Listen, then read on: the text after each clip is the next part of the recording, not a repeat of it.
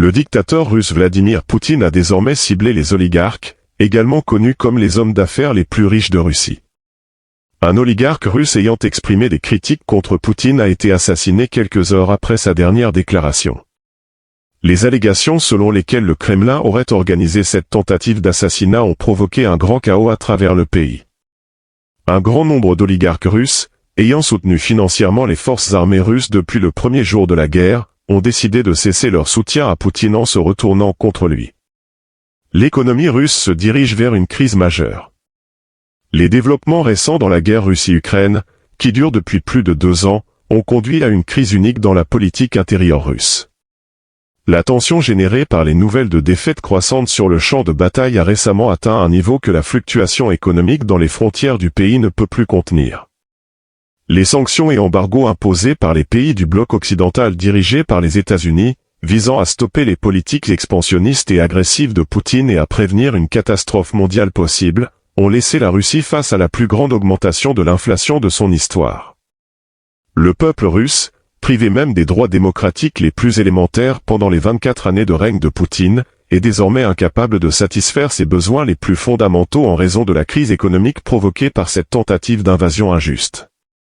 Cependant, la masse qui ressent profondément cette crise économique ne se limite pas seulement aux citoyens. Les entreprises d'un grand nombre d'oligarques russes ont été soumises à des sanctions internationales en raison de leur soutien financier aux forces armées russes pendant la guerre. Les oligarques, également connus comme les hommes d'affaires les plus riches de Russie, en sont venus à cesser de soutenir les forces armées russes en raison de l'augmentation quotidienne de ces sanctions et du fait que, contrairement aux promesses, la guerre se poursuit. Certains oligarques, quant à eux, ont fait de Vladimir Poutine, le président russe qu'ils décrivent comme responsable de toute cette situation, l'objet de leurs critiques. Les déclarations faites par l'un de ces oligarques d'opposition ont récemment exacerbé la confusion, suggérant que la Russie est parvenue à un point de perte totale d'influence sur la scène internationale en raison du concept de gestion obsolète et des politiques agressives de Poutine.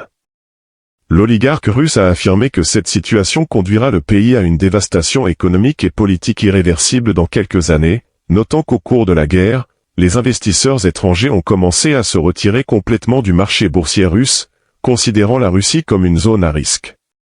L'oligarque dissident a déclaré qu'il ne pouvait plus tolérer la poursuite de cette crise uniquement pour les intérêts personnels d'un dictateur. Les déclarations de l'oligarque, qui mentionnaient directement Poutine comme un dictateur, sont devenues l'objet de l'agenda des médias sociaux dans les jours qui ont suivi. Au milieu de cette tension qui a provoqué un énorme écho dans le monde entier, en particulier en Russie, l'administration du Kremlin a suggéré que l'oligarque dissident n'était pas différent d'un espion au service de l'Ukraine. En réponse à cette accusation, l'oligarque russe, qui a partagé les détails de l'aide qu'il a fournie aux forces armées russes jusqu'à présent, a suggéré que l'ennemi de la Russie n'était pas l'Ukraine ou les hommes d'affaires, mais l'actuelle administration du Kremlin dirigée directement par Vladimir Poutine. Dans ce dernier message, l'oligarque russe, qui avait reçu le soutien de la grande majorité du peuple russe, a été assassiné seulement quelques heures après son annonce. L'oligarque russe, qui est décédé à la suite de son assassinat peu après avoir défié directement Poutine et l'administration du Kremlin, a provoqué un soulèvement en Russie. Des milliers de citoyens russes ont tenté d'assister aux funérailles de l'oligarque, qui n'a pas pu être sauvé malgré toutes les interventions. À ce moment-là, de nombreux analystes ont formulé des accusations critiques selon lesquelles le Kremlin, et même directement Poutine, auraient donné l'ordre de l'assassinat.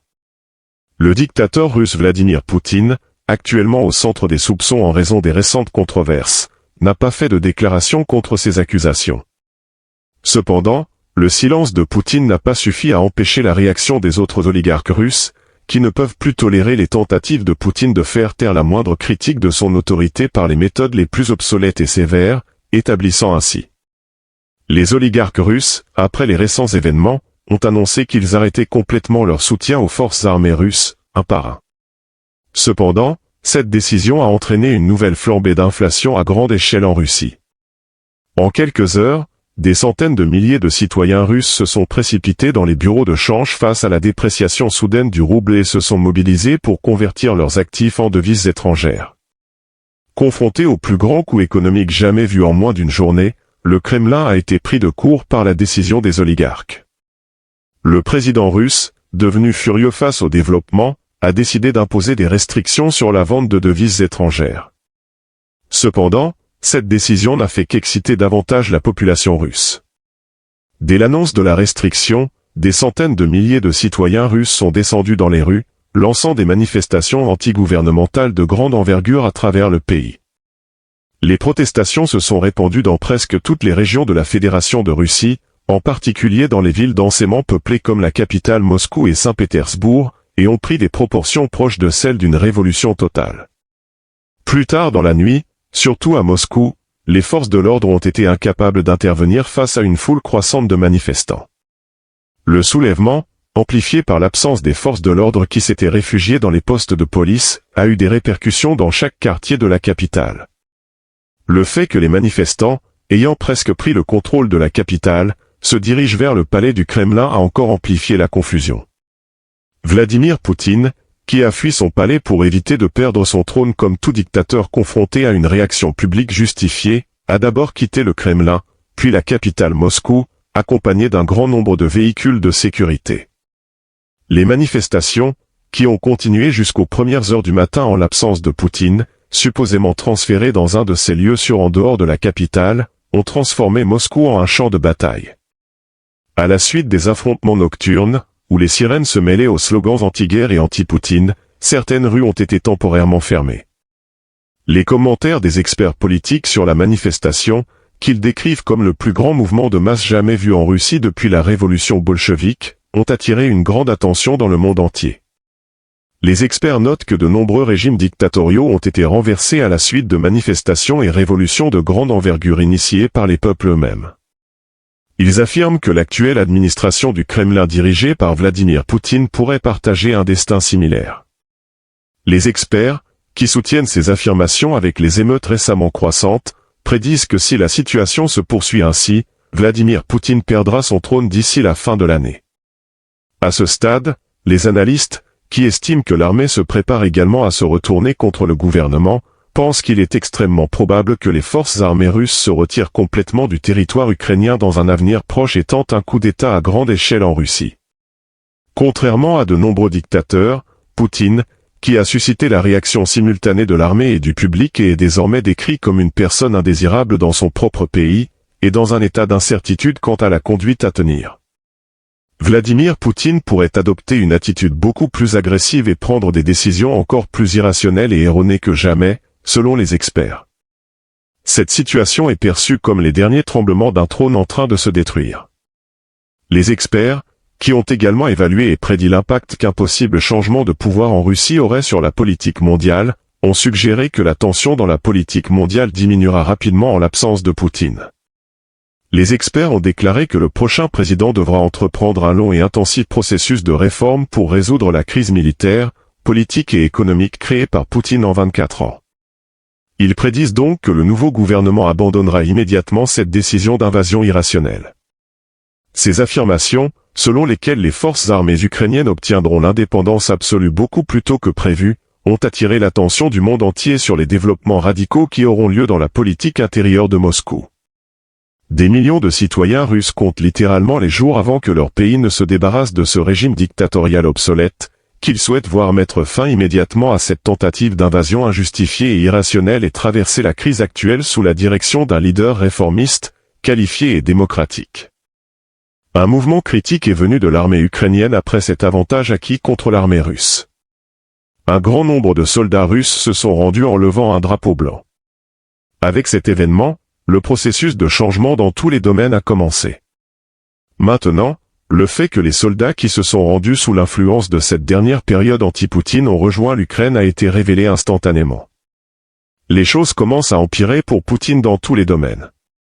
La Russie a commencé à utiliser activement les nombreux avantages que l'armée ukrainienne a obtenus dans la récente guerre ukrainienne. L'un des plus importants de ces avantages est l'émergence de nombreux avantages territoriaux contre l'armée russe. Le fait que Poutine ait dû faire marche arrière sur certains points aurait été perçu comme la base de tous les types de problèmes. Cependant, les choses ont complètement changé dans tous les domaines. La dynamique actuelle de l'armée russe a commencé à se déplacer vers un point complètement différent. Les politiques suivies par l'armée ukrainienne, basées sur une transition vers l'avant assez claire, ont également fait évoluer le processus vers un point complètement différent sur le plan régional. L'armée russe, qui avait de très grandes interrogations sur ce que ferait Poutine dans cette région, ignorait également exactement comment elle allait procéder à ce stade.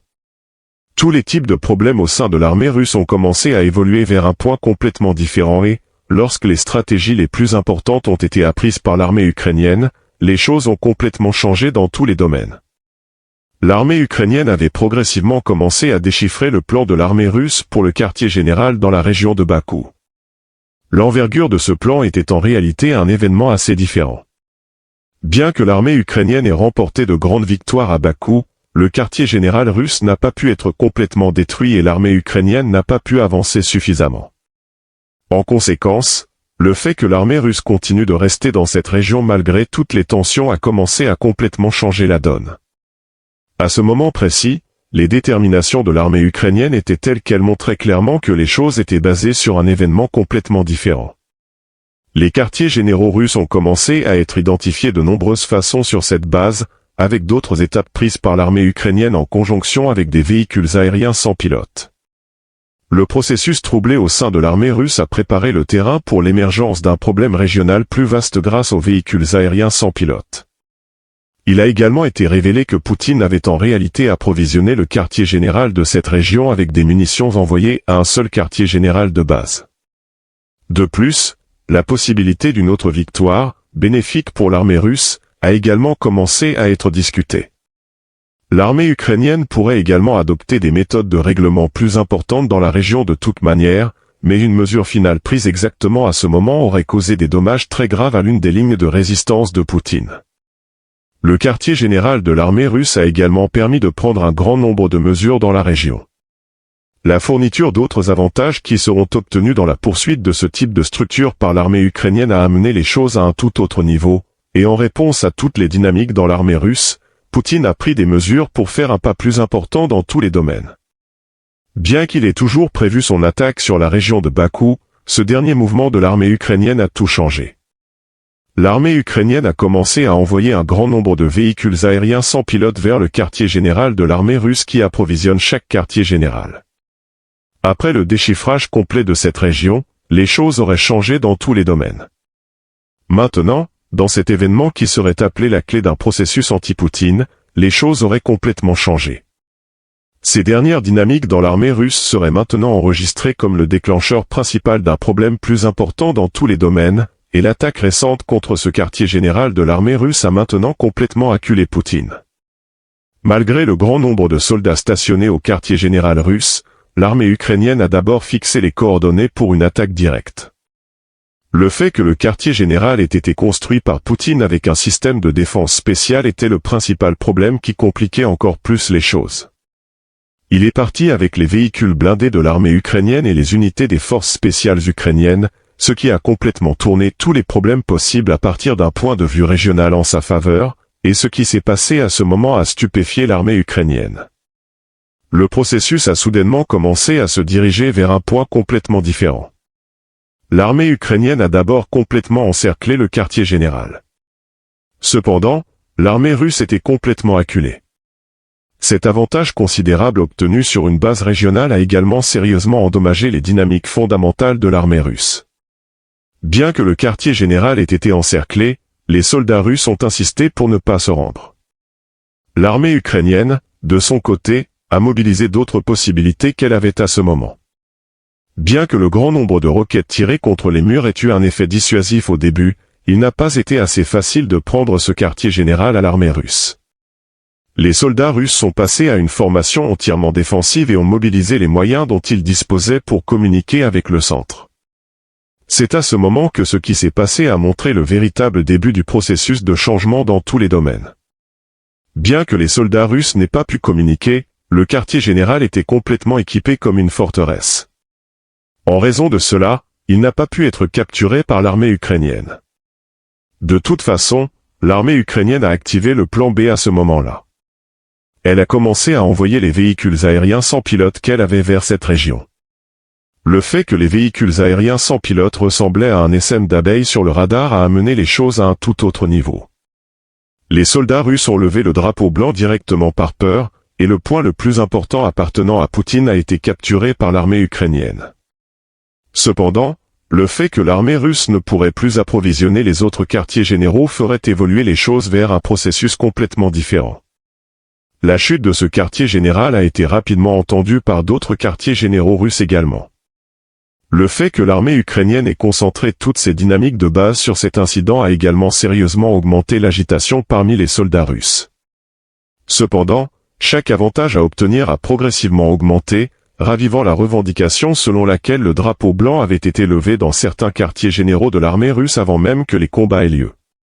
Le nouveau processus qui sera créé après cela a amené les choses à un niveau complètement différent, et Poutine a pris la décision la plus critique concernant Bakou après cet incident. Poutine, qui devra progressivement sortir de Bakou, a donné l'ordre de passer à une position complètement défensive dans tous ses quartiers généraux jusqu'à un nouvel ordre, car il est également confronté à un problème assez important ici. Il a permis d'annoncer des décisions qui porteront un nouveau coup à l'armée russe, qui est au bord de la désintégration. Poutine était conscient que de nombreux problèmes dans l'armée russe augmenteraient régulièrement maintenant, mais il était aussi possible que des crises plus importantes se produisent dans tous les domaines. Cependant, malgré cela, le fait qu'ils ne reconnaissent toujours pas l'armée comme une autorité a complètement confondu les choses dans tous les domaines. Les progrès de tous les types de problèmes dans l'armée russe vers différents points ont également causé l'émergence de nouvelles crises à l'échelle régionale. Cependant, l'armée russe, qui est maintenant confrontée à un problème plus clair dans tous les domaines, a commencé à se retirer progressivement de la région et à contester les décisions de Moscou, ce qui a complètement perturbé les choses. Les soldats russes sont entrés dans une période où ils ont exprimé ouvertement qu'ils ne voulaient plus se battre sur le champ de bataille. Cependant, les autres avantages à obtenir étaient également basés sur cet événement.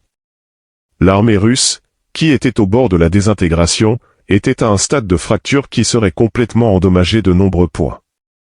Cela a également préparé le terrain pour la révélation des crises possibles à venir dans la région si ce genre de structure continue. Il était attendu que tous les types de problèmes dans l'armée russe se déplacent vers un point différent. Le fait que tous les types de troubles régionaux en Russie aient également échoué contre l'Ukraine a complètement changé les choses. Les commentaires faits par les analystes de guerre sur cet incident ont stupéfié le monde entier. Selon les analystes de guerre, l'armée russe a commencé à se déplacer vers un point différent de plusieurs manières. Ainsi, la possibilité d'un bouleversement complet des dynamiques de base dans l'armée russe augmenterait de plus en plus chaque jour. Le fait qu'une telle série de problèmes régionaux aborde également des problèmes plus importants avec le temps a complètement perturbé les choses, et avec cet effet, les possibilités que l'armée russe se dirige maintenant vers un processus d'effondrement dans tous les domaines sont devenues plus pressantes. Le fait que ce type de problème, qui sera traité au niveau régional, progresse maintenant de manière à causer des problèmes plus importants a révélé que le processus dérive vers une crise encore plus grave. C'était l'événement le plus important qui a mis Poutine dans une position difficile. Les chars de Vladimir Poutine, d'une valeur de millions de dollars, ont été incendiés par ses propres soldats. Les soldats russes qui n'ont plus de force pour combattre sur le territoire ukrainien ont depuis longtemps voulu retourner en Russie. Le nombre de soldats russes ayant abandonné leurs armes sur le territoire ukrainien au cours des 3 derniers mois a dépassé 3000. Ces soldats, ayant décidé de déposer les armes en réponse à Vladimir Poutine, ne sont pas autorisés à quitter le territoire ukrainien, peu importe ce qu'ils font. Enfin, les soldats russes stationnés sur le territoire de Luhansk ont déclenché une grande émeute à l'intérieur du quartier général.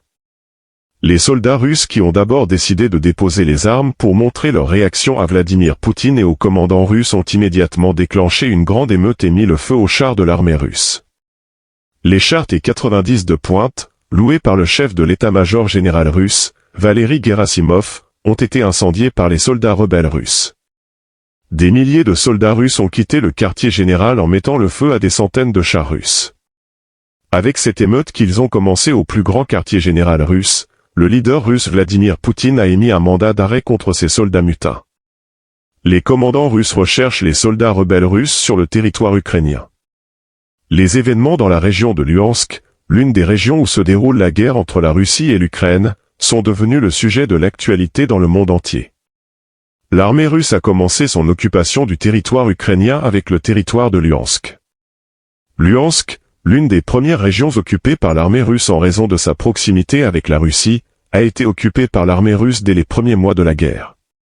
Avec le retrait complet de l'armée ukrainienne du territoire de Luhansk, la domination de la région est entièrement passée à l'armée russe.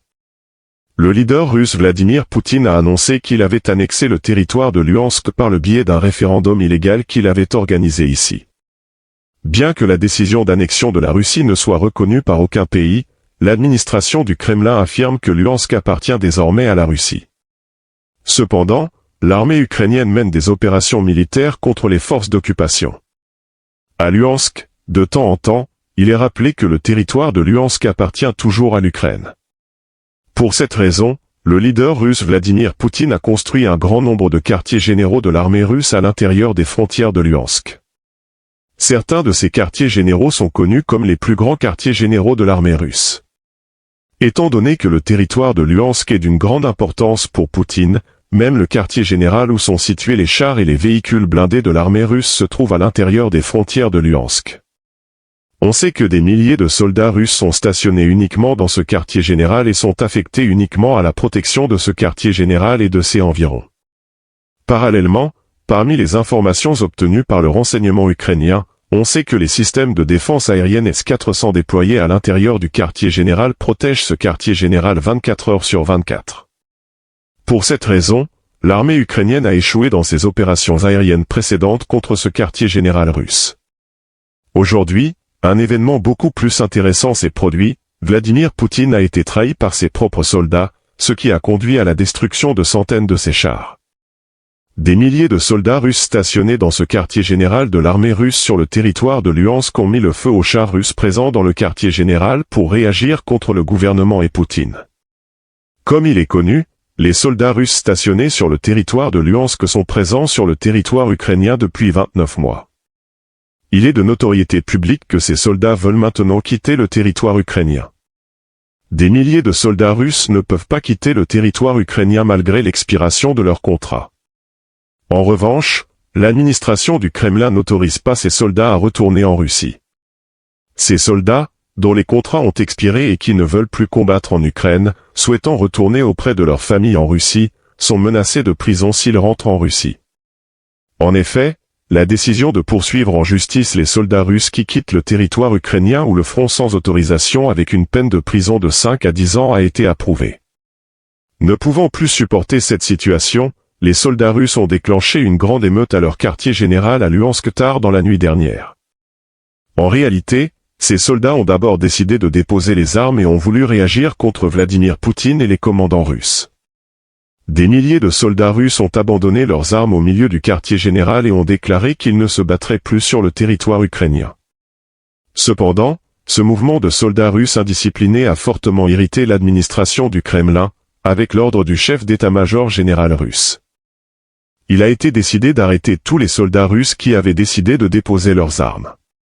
Lorsque les soldats russes rebelles ont appris qu'un mandat d'arrêt avait été émis contre eux, ils étaient extrêmement en colère d'être condamnés à la prison malgré le service qu'ils avaient rendu jusqu'à présent. Après cela, les soldats russes ont déclenché une grande émeute à l'intérieur du quartier général. Les soldats russes, qui avaient d'abord tenté d'incendier le bâtiment de l'armée du quartier général, ont jeté des explosifs à l'intérieur du bâtiment de l'armée. Cependant, n'ayant pas réussi à faire sauter le bâtiment de l'armée, les soldats russes ont commencé à mettre le feu au hangar où se trouvaient les chars russes. Un grand nombre de soldats russes ont simultanément jeté des explosifs dans le hangar où étaient stockés les chars russes, provoquant l'explosion complète de ce hangar. En même temps, les soldats russes rebelles, qui avaient préalablement versé de l'essence autour du quartier général et entouré complètement le quartier général de flammes, ont incendié le hangar où se trouvaient des centaines de chars. Les soldats russes rebelles ont réalisé qu'ils ne pouvaient plus revenir en arrière. Après avoir mis le feu au quartier général de l'armée russe et au hangar, les soldats russes rebelles, qui savaient qu'ils allaient probablement être arrêtés, ont commencé à fuir leur quartier général. Des milliers de soldats russes qui ont fui ce quartier général à Luhansk ont réussi à perdre leurs traces dans l'obscurité de la nuit. Cependant, il a été décidé que ces soldats seraient jugés pour des peines de réclusion à perpétuité en raison des millions de dollars de dommages causés à la Russie par les soldats russes rebelles. Des soldats de la garde nationale, connus sous le nom de Rosgvardia, ont été envoyés aux frontières de l'Ukraine pour arrêter les milliers de soldats russes. Le général Viktor Zolotov a été chargé de retrouver et d'arrêter ces soldats russes rebelles qui s'étaient révoltés sur le territoire ukrainien et avaient disparu. Le général Zolotov, ayant des relations étroites avec Vladimir Poutine, est le commandant de la garde nationale russe, qui compte des centaines de milliers de soldats. L'unité de la garde nationale, également connue sous le nom de Rosgvardia, est connue pour avoir précédemment stoppé de nombreuses émeutes et manifestations à l'intérieur des frontières de la Russie. Maintenant, les soldats de la garde nationale, entrés sur le territoire ukrainien sur les ordres de Viktor Zolotov, arrêteront les soldats russes rebelles et les ramèneront aux frontières de la Russie. Ces événements sont devenus le sujet de l'actualité dans le monde entier. En Russie, les rapports selon lesquels Vladimir Poutine ne reçoit plus de respect même de ses propres soldats ont commencé à être publiés par des agences de presse internationales. De nombreuses agences de presse ont rendu Poutine infâme aux yeux du monde entier en rapportant que Poutine avait été trahi par ses propres soldats. En fait, elles n'ont pas tort non plus. Le président russe Vladimir Poutine a fait tout ce qu'il voulait pendant cette période de guerre, qui dure depuis plus de 2 ans. Vladimir Poutine, qui a succombé à son ambition de gagner cette guerre sur le territoire ukrainien, a conduit à la perte de 500 000 soldats russes en Ukraine durant la guerre. Mais Poutine, qui essaie encore d'envoyer des troupes sur le territoire ukrainien, annoncera-t-il une nouvelle mobilisation? Selon les dossiers officiels, 300 000 citoyens russes ont été recrutés de force dans l'armée et envoyés au front lors de la précédente mobilisation. Selon les dossiers non officiels, ce nombre dépasse 400 000, y compris les citoyens russes vivant dans des villes éloignées de Russie et les citoyens russes sans abri. Vladimir Poutine recrute des citoyens sans abri, que personne ne souhaite, dans l'armée, les envoyant se battre sur le sol ukrainien. C'est exactement la raison pour laquelle l'armée russe a perdu 500 000 soldats sur le territoire ukrainien. Le leader russe Poutine ne permet pas à ses soldats qu'il a recrutés de force dans l'armée russe de recevoir une formation adéquate. Vladimir Poutine veille à ce que ses soldats reçoivent une formation de 3 semaines pour être envoyés sur le territoire ukrainien le plus rapidement possible et se battre en première ligne. Ces soldats russes, qui ont reçu seulement une formation de 3 semaines, sont ensuite rapidement envoyés sur le territoire ukrainien. De nombreux experts militaires ont averti Vladimir Poutine que cette période de formation était insuffisante pour la formation des soldats russes. Cependant, malgré tous ces avertissements, Poutine n'a pas augmenté la durée de formation de ses soldats. Les experts militaires affirment que les citoyens nouvellement recrutés devraient suivre au moins 2 mois de formation militaire avant d'être envoyés au front. Mais malgré tous ces avertissements, Vladimir Poutine continue de faire ce qu'il sait faire, envoyant rapidement ses soldats au front. Les soldats inexpérimentés et novices en combat ne peuvent pas survivre longtemps face à l'armée ukrainienne.